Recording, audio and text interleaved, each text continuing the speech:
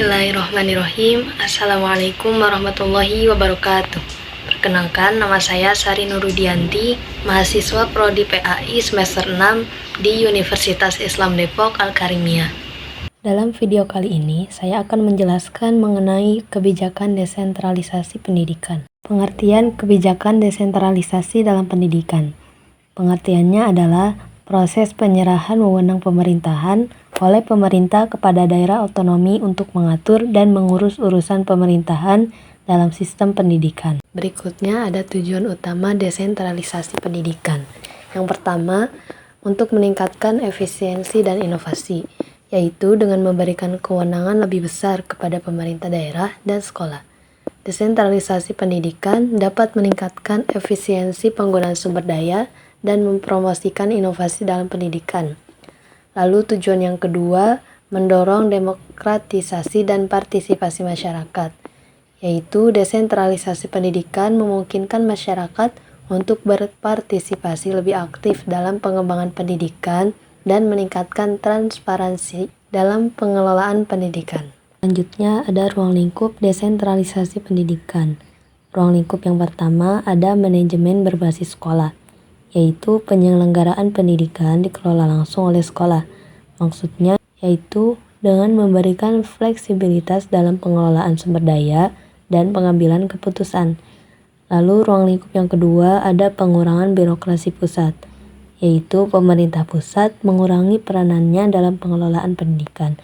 Dan ruang lingkup yang terakhir ada inovasi kurikulum, yaitu kurikulum disesuaikan dengan kebutuhan lokal dan regional.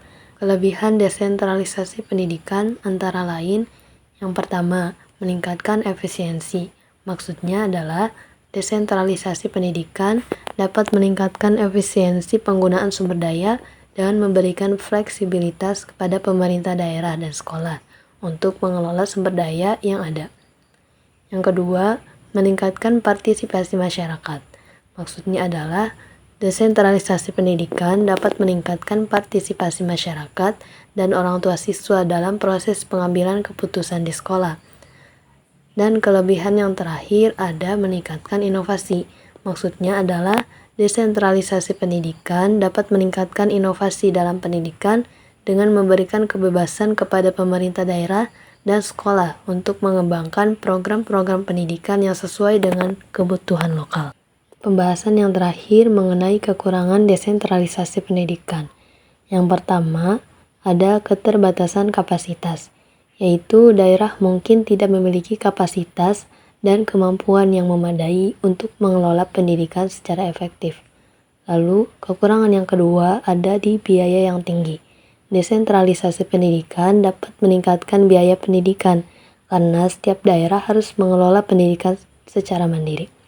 Dan kekurangan yang terakhir ada ketergantungan pada sumber daya lokal, yaitu desentralisasi pendidikan dapat membuat pendidikan lebih tergantung pada sumber daya lokal yang dapat berbeda-beda antara daerah.